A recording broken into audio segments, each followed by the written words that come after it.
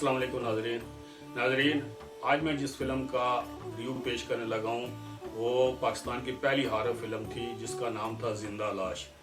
नाजरीन, जिंदा लाश का जो टाइटल रोल किया था ड्रैकुला वाला, जो क्रिस्टोफर ली हॉलीवुड की फिल्मों में किया करते थे ड्रैकुला का किरदार, और उन्होंने जिना फिल्म में भी किया था। बाद में उनकी डेथ हो गई थी, उनका किरदार जो करते थे, तो वो वाला किरदार रेहान साहब ने किया था। और रेहान साहब ने कमाल की एक्टिंग की थी और बहुत ही अच्छी ये फिल्म थी। इस फिल्म के जो डायरेक्टर थे सरफराज साहब थे। इन्होंने एक और फिल्म बनाई थी दीवाना, उसमें वो गायब हो जाता है बंदा, वो भी थोड़ी सी हारत थी। लेकिन जो फिल्म ये जिंदा लाश थी, इसका ये क्लासिकल फिल्म कहलाती थी अपने दौर की। ब्लैक एंड वाइट फिल्म होने के बावजूद इसमें जो सीन क्रिएट किए गए हैं वो जैसे इंग्लिश फिल्में, क्योंकि मैंने ड्रैकुला की सारी फिल्में देखी थी क्रिस्टोफर ली की, और वो कलर फिल्में थी। लेकिन जो रेहान साहब की जो म्यूज़िक ये देख के जब मैंने ये सिनेमा पे देखी, बहुत ही मुझे अच्छी लगी ये फिल्म भी।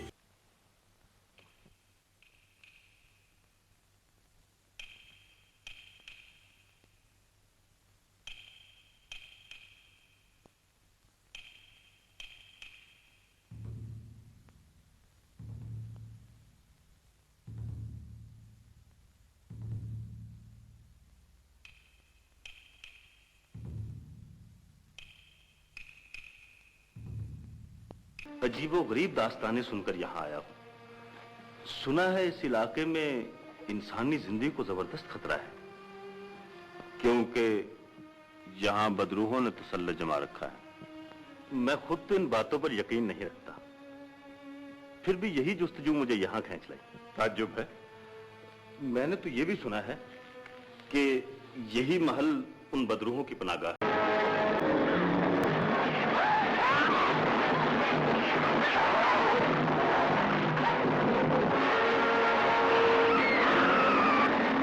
इस फिल्म के जो अदाकारों में शामिल थे उसमें हबीब, असद बुखारी, दीबा, यास्मीन जो शौकत हुसैन रिजवी साहब की वाइफ थी, वो अभी जिंदा है, वो थी इसमें।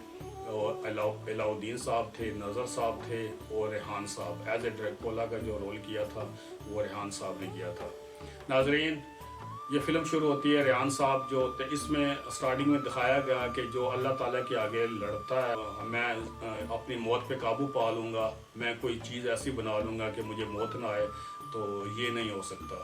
नाज़रीन, ये स्टार्टिंग में दिखाई गई है ये आयत के अल्लाह ताला के मौत का जायका हर किसी ने चखना है। और नाजरीन, इस फिल्म में जो प्रोफेसर ताबानी इसका नाम होता है, प्रोफेसर होते हैं ये रेहान साहब, ये अपने उसमें तजर्बाकार होते हैं, लेबॉर्ट्री में इनकी वाइफ होती है साथ, और ये कहते हैं कि मैं आब हयात बना रहा हूँ जिसको पी कर इंसान मौत को शिकस्त दे देगा। कहते हैं कि कामयाब हो गया तजर्बा मेरा। पहले ये पीने लगता है, फिर ये डायरी में लिख देता है कि अगर मैं पी कर कुछ मुझे हो जाए या मैं मर जाऊँ, मुझे दफनाना नहीं, मुझे जो तहखाने में महल का, इसका बहुत बड़ा महल होता है वीराने में, तो कहते हैं कि मुझे महल में ताबूत में रख देने मेरी लाश को। इसकी वाइफ जब कमरे में आती है वो देखती है कि ये तो मर गया है। वो फिर इसकी डायरी देखती है कि उस पर लिखा होता है ये इसको तहखाने में ताबूत में इसके लाश खुआ देती है। उसके बाद ये वहाँ से उठता है, इसकी आंखें खुलती हैं आस्ता आस्ता, जैसे ड्रैकुला उठते हैं ताबूत में से, तो ये इसमें जान पड़ती है, और ये शैतानी उसमें इसके दो दांत जो निकले होते हैं ड्रैकुला के वो निकले होते हैं। और सबसे पहले ये अपनी जो वाइफ होती है वो सो रही होती है, ये वो डर जाती है इसको देख के, सबसे पहले उसका खून ये पीता है। और वो भी जिसको भी वो इसमें दिखाते हैं, इंग्लिश फिल्मों में भी यही दिखाते थे कि जिसका भी ये खून पीते हैं, एक बार पीते हैं, दूसरी बार वो बंदा या औरत या मर्द बेचैनी से इंतजार करता है कि फिर आए पीने के लिए। अपनी वाइफ का खून पीता है तो वो भी ड्रैकुला बन जाती है, उसके भी दांत निकल आते हैं।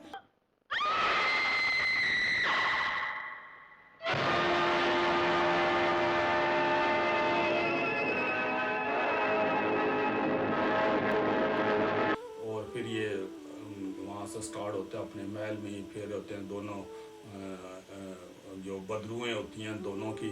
उसके बाद सबसे पहले डॉक्टर आता है असद बुखारी, उस महल में आता है, तो वहाँ पर वो रेहान अंदर जो दिन की रोशनी में होता है, ये ड्रैकुला जो होते हैं, ये हर फिल्म में ये दिखाते हैं कि दिन की रोशनी में ये तहखाने में अपने ताबूत में लेटे होते हैं, और जब रात होती है, रात को अपने शिकार के लिए ये निकलते हैं खून पीने के लिए। तो इसलिए जो तहखाने में तो अंधेरा होता है, ये शाम को पहुंचता है असद बुखारी, वहाँ पर गाड़ी लेके जाता है, वहाँ पे चला जाता है उस वीराने में।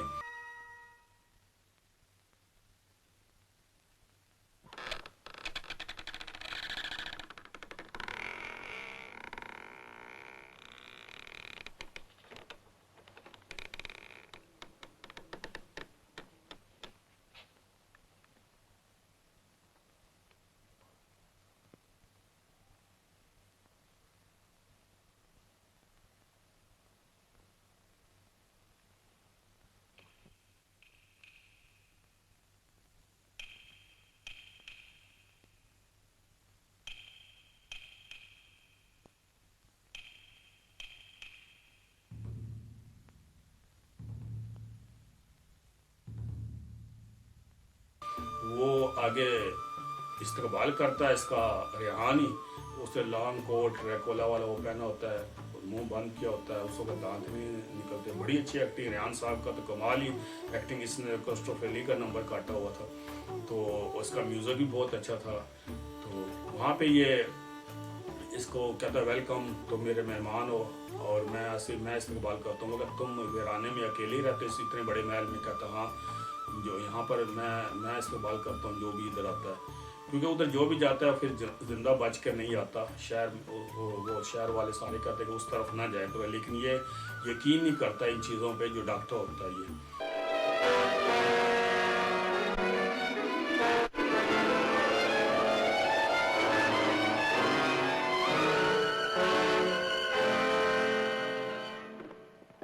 माफ कीजिएगा, मैंने बगैर इजाजत अंदर आने की जुर्रत की। इजाजत की भी खूब कही। ये दरवाजे तो मेहमानों के खैर मकदम के लिए हमेशा खुले रहते हैं। शुक्रिया। आपको आपका कमरा दिखा दूं? प्लीज। It's all right.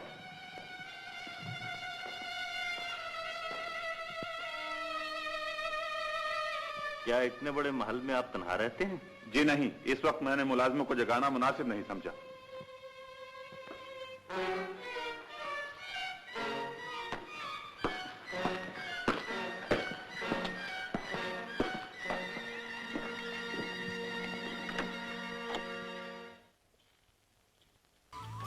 ये फिर वहाँ पे अपने कमरे में चला जाता है। तो वहाँ पे बाहर वो उसकी कुत्तों की उनकी आवाज़ें आ रही होती है। ये खड़ा होता है, ध्यान कहता है अच्छा तुम आराम करो, मैं जाता हूँ। रात के बच्चे गीत गा रहे हैं। खूब। ये मौसीकी भी कितनी अजीब है। आप शहर में बसने वालों को भला इन चीजों से क्या दिलचस्पी हो सकती है? तो वो दीबा जो होती है वो उसकी मंगेतर होती है असद बुखारी की। अपना एल्बम रखता है असद बुखारी, तो रेहान उसकी दीबा की तस्वीर भी देख लेता है, कहता है ये बहुत अच्छी आपकी है। वो कहता है कि ये मेरी मंगेतर है।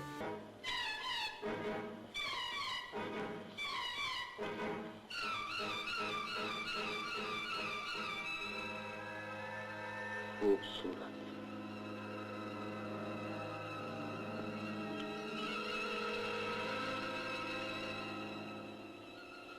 खूबसूरत तस्वीर।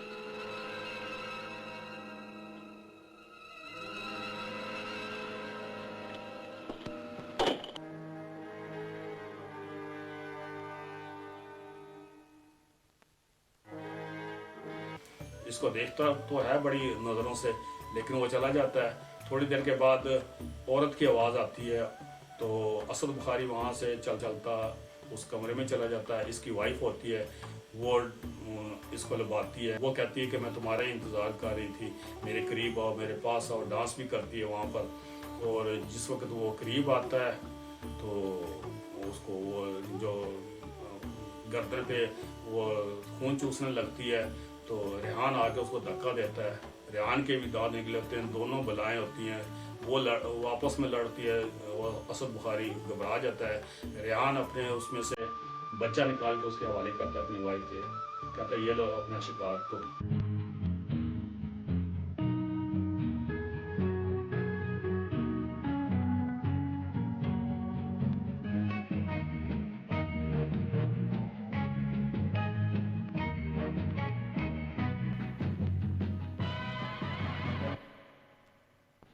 सामान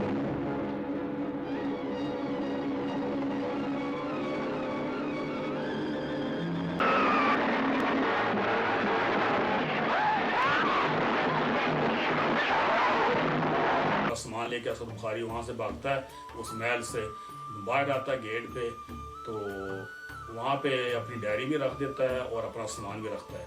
फिर वो छुरी लेके अंदर जाता है, खंजर लेके, कि मैं इसको छोड़ूंगा नहीं, क्योंकि वो सुबह का टाइम होता है, जब दिन की रोशनी होती है वो तहखाने में चला जाता है रेहान। असद बुखारी वहाँ से बच जाता है, लेकिन असद बुखारी खुद ही पंगे करता है, वो तहखाने में उसको मारने के लिए चला जाता है। तो एक संदूक में जाता है, ये सो रहा होता है, तो फिर दूसरी तरफ जाता है, पहले उसकी वाइफ को मारता है खंजर से, वो छुरी से, तो उसकी चीख की आवाज़ आती है। जब इसकी तरफ आता है, ये वहाँ से गायब हो जाता है, ये घबरा जाता है, इसकी तरफ जाता है, लेकिन ये छुपा होता है। वहाँ पे असद बुखारी को खून चूसता है, उसके भी 2 दांत वो दिखाते हैं। ये होता है हबीब का भाई असद बुखारी, हबीब भी डॉक्टर होता है। उसके बाद हबीब का सीन है, इसका सीन वहाँ पर ख़त्म हो जाता है, क्योंकि इसका भी अंजाम वही होता है। हबीब कहता है कि मेरा भाई उस तरफ गया था, वो तालिश होता है एक होटल का मालिक, वहाँ पे डांस भी है और लड़कियाँ वहाँ नाचती हैं। उधर जवानी इधर नशा है, माप ऐसे में हर खता। उधर जवानी इधर नशा है, माप ऐसे में हर खता। तालिश का तो मना करता है, कहता नहीं वो डॉक्टर साहब से मैंने मिलना है, वो यहाँ ठहरे थे। हबीब कहता नहीं वो तो यहाँ आए थे 2 दिन, तस्वीर भी दिखाता है। तालिश कहता है कि वो तो चले गए थे आगे, वो महल में चले गए थे, हमने मना भी किया था कि वहाँ भूतों का बसेरा है, वहाँ पर ना जाओ, बदरुएं हैं वहाँ पर, तुम ना जाओ, लेकिन वो चले गए यहाँ से। प्रोफेसर साहब तो वो डॉक्टर साहब जो असद बुखारी होता है, तो ये फिर कहते कि मुझे भी वहाँ का रास्ता बताओ। ये वहाँ जाता है, हबीब तो संदूक पे जाता है, तो वहाँ देखता है कि वो असद बुखारी लेटा होता है, उसके दांत ऐसी। ये फिर उसको मार के आ जाता है, क्योंकि इसको तो पता चल जाता है कि इसने डायरी भी बाहर इसकी पड़ी होती है, इसके कपड़े भी। जब अंदर जाता है, वो दिन होता है, तो ये उसको हबीब तो आ जाता है आराम बच के, तो आके वो अलाउद्दीन को बताता है। रात को निकलता है वहाँ से, और दीबा का खून चूसता अगले दिन। फिर दीबा इंतज़ार कर रही होती है इसका बड़ी बेचैनी से, और दीबा भी वो बदबू बन जाती है, ड्रैकुला बन जाती है, उसके भी दांत निकल आते हैं। फिर दीबा जो अपनी जो भतीजी होती है उस पर उसकी नज़र होती है, दीबा को ये दफना देते हैं। और पहले तो अलाउद्दीन जो दीबा का भाई होता है, वो तो नहीं कहता, मैं आज के दौर में नहीं ये मानता कि बदरुएं आती हैं, ये वो खून पीती हैं। वो हबीब बड़ा समझाने की कोशिश करता है, लेकिन जिस वक्त इसकी दांत देखता है इसकी दीबा की गर्दन पे, फिर दूसरी दफ़ा भी वो पी के चला जाता है। अगले दिन वो इंतज़ार करती है, रेहान आके खून पी के चला जाता है। तो ये फिर इसको दफनाते हैं कब्र में। तो इसकी जो अलाउद्दीन की जो बेटी होती है, बच्ची होती है, वो कहती मैंने आंटी को देखा था, वो मुझे मिलने, वो तो कहता हमने तो दफना दिया था। तो फिर वो आगे कहता है कि हबीब की कब्र खुली हुई है, वहाँ से वो गायब है। तो ये इसको बिला फसला के अपनी भतीजी को लेके जाती है कब्रिस्तान में। वो कहते हैं आप तो बड़ी परी लगती है, और दीवा भी वहाँ पे खून चूसने लगती है, लेकिन इसका बच्ची का, तो क्योंकि ये भी वही बदरू बन जाती है। अभी मार देता है छुरियों से दीवा को, चाकुओं से। कहता है इसको रूह को सुकून मिल गया, तो उसको भी ख़त्म कर देता है। उसके बाद जो अलाउद्दीन की बीवी होती है यास्मीन, उसके पीछे ये आता है रेहान, और उसका भी खून चूसता है। अगले दिन फिर वो इंतज़ार कर रही होती है, ये कहते हैं कि दोबारा फिर आएगा, वो काबू में नहीं आता। ये अलाउद्दीन और ये भागते हैं उसके पीछे रात को। पहले तो वो इंतज़ार कर रहे होते हैं कि किस टाइम ये आएगा। वो फिर तालिश बताता है कि ये जब रोशनी पड़ती है ना इनके ऊपर, तो फिर ये ख़त्म हो जाते हैं। जब सूरज की रोशनी अगर इनके ऊपर, ये रात के अंधेरे में निकलते हैं, शिकार ये अपना करते हैं, और बहुत ज़हीन होते हैं। बहुत तेज़ी से ये रात सुबह होने से पहले ये अपने मस्कन में पहुंच जाते हैं, अपनी क़यामगाह में ये पहुंच जाते हैं, ये बदरुएं। और ये सुबह का इंतज़ार नहीं करती, और ये इजाज़त लेके आती हैं। तालिश इनको सारा कुछ हिस्ट्री बताता है अलाउद्दीन को और हबीब को। वो कहता है फिर कैसे इसको, कहते हैं तुम वहाँ ना जाओ। तो फिर वो उनको पता चल जाता है कि यास्मीन को एक बार तो खून चूसा होता है तो दोबारा फिर वो आएगा। और एक बार और वो खुद इंतज़ार कर रही होता है, शिकार जो जिसको शिकार किया था वो खुद इंतज़ार कर रही होती है लड़की कि वो दोबारा मुझे चूसने। ऐसे उसकी भी बड़ी अच्छी एक्टिंग है, दीबा की भी तो यास्मीन की भी। तो फिर वो रात को आता है तो ये भी फिर उसके बाद उसके पीछे चले जाते हैं। और रात को ही जब वो खून चूस के भागता है गाड़ी में, ये अपनी बीवी की तरफ भागते हैं, वो हबीब और ये अलाउद्दीन। वो देखता है को दोबारा खून चूस के और वो उसके पीछे चले जाते हैं रेहान के। वो अपने वहीं पे महल में पहुंच जाता है अपने। वहाँ पे बड़ी अच्छी फाइट है इनकी, काबू में भी नहीं आता वो। और वो फिर हबीब को बहुत मारता है क्योंकि वो तो एक ताकत वाला वो होता है, एक ताकत वाली चीज़ होती है। तो वो फिर हबीब अल्लाह से दुआ मांगता है, अल्लाह ताला इस बदरू से, इस मुझे शैतान से को निजात दिलवा दे। तो वहाँ पे रोशनी आ जाती है रोशनदान में से। तो ये वहाँ पे खाक हो जाता है, जल जाता है उसका चेहरा, जैसे इंग्लिश फिल्म में दिखाते हैं ऐसे इसमें दिखाए। और नाजरीन, इस तरह ये फ़िल्म अपने काम को पहुँचती है। इसका अंजाम ये अल्लाह ताला की तरफ से कुदरती ये फिर और बहुत अच्छी फ़िल्म बनाई है। इसमें माहौल जो दिखाया गया, इसका जो म्यूज़िक है, ये जैसे हालांकि ये ब्लैक एंड वाइट फ़िल्म थी। जो फ़िल्म अगर बनाना चाहते हों, हमारी जब भी इन किसी फिल्म की भी जो कॉपी बनाई है हमारे जो डायरेक्टरों ने, वो जो उनसे अच्छी फिल्म बनाई है या फिर उनके बराबर की बनाई है ब्लैक एंड वाइट। और जो ड्रैकुला वाली फिल्में होती थी वो कलर फिल्में हुआ करती थी क्रिस्टोफर ली के। वो मैंने काफ़ी उनकी फिल्में देखी हैं जो जब मैं छोटा होता था मुझे बहुत पसंद थी। हॉरर फिल्में, सस्पेंस वाली फिल्में और एक्शन वाली फिल्में, तो मुझे बहुत मज़ा आता था ये फिल्में देखते हुए। तो इस तरह ये जब भी हमारे डायरेक्टरों ने उनकी या इंडिया की कॉपी की तो उनसे अच्छी की है। और जब हॉलीवुड की कॉपी की, मेरा नाम मोहब्बत की है, लव स्टोरी की कॉपी, वो इतनी अच्छी इशफाक करानी साहब ने जब दिल एक मंदिर की कॉपी की थी, इंसानियत फिल्म इजमाल साहब वाली, वो इतनी अच्छी बनाई है। जो जिंदा लाश फिल्म बनाई है वो इतनी अच्छी फिल्म सरफराज साहब ने बनाई।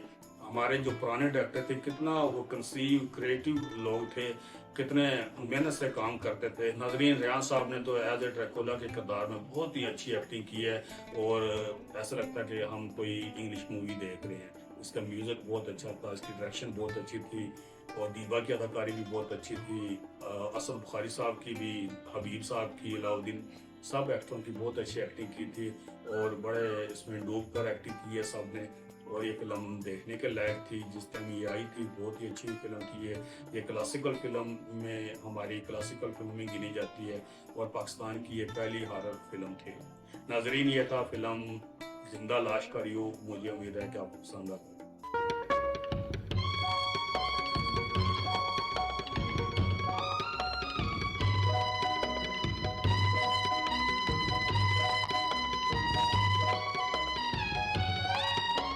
किसी से हुस्नो बहार मांगो, किसी को चाहत के फूल दो।